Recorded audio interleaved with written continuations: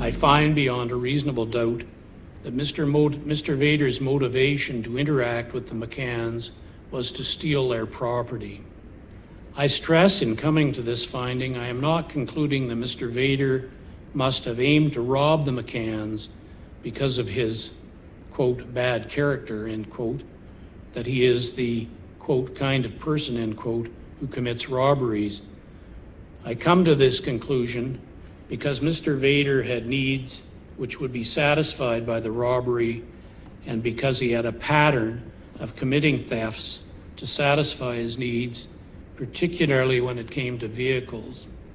The McCanns and their property were likely nothing more than a target of opportunity, an opportunity that Mr. Vader took. Linking the facts I have found, there is no question that Mr. Vader committed homicide. The McCanns are dead. They were the subjects of violence that caused bloodshed. Mr. Vader's biological material is mixed with blood from Lyle McCann. Mr. Vader's motivation to interact with the McCanns was theft. Forensic and witness evidence links Mr. Vader to the McCanns' property. Mr. Vader caused what happened to the McCanns. The Crown's evidence and the inferences I have drawn from that evidence do not permit a detailed reconstruction of the circumstances that led to the McCanns' death and how Mr. Vader caused those deaths.